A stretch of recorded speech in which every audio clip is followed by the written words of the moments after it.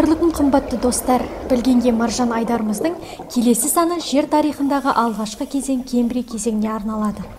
Кембрий кезеңі ұзақтығы 70 миллион жыл болып табылатын жердің геология тарихындағы палеозой эрасының бірінші кезеңі және сол кезеңдегі түзілген жыныстар қабатының жүйесі. Бұл кезеңде тіршілік тек суда ғана дамыған. Кембрий кезеңіне жататын тау жыныстары жүйесін алғаш рет 1835 жылы ағылшын ғалымы Седжвик ашып сипаттаған. Ол Кембрий кезеңін төменгі Кембрий, ортаңғы Кембрий және жоғарғы Кембрий деп үшке бөлген. Кембрий қабаттарында омыртқасыз жануарлар топтарының бәрінің де қалдықтары кездеседі. Төменгі және орта Кембрийдің басында губка тәрізді археоциттар тобы шоғырланып, көлемді рифтар құрған. Буынаяқтылар класынан Кембрий қабаттарында көп кездесетін және көп тарағаны трилобиттер қалдығы болып табылады.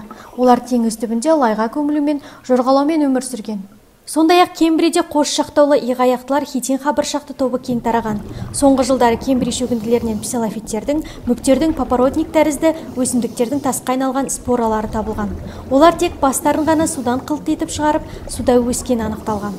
Одан бөлек өсімдіктерден төменгі және жоғарғы балдырлар, ал жәндіктерден буынсыздар кездескен. Кембрий теңізінде сол сияқты құрттар, губкалар, моллюскалар дамып, әртүрлі инелі жәндіктер, медузалар мекен еткен.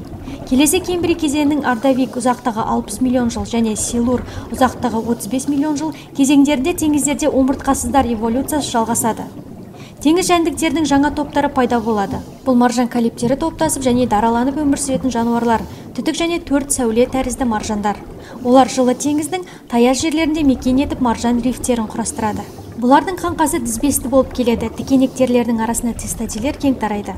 Бас аяқты моллюскалар, цистодилер пайда бола бастайды.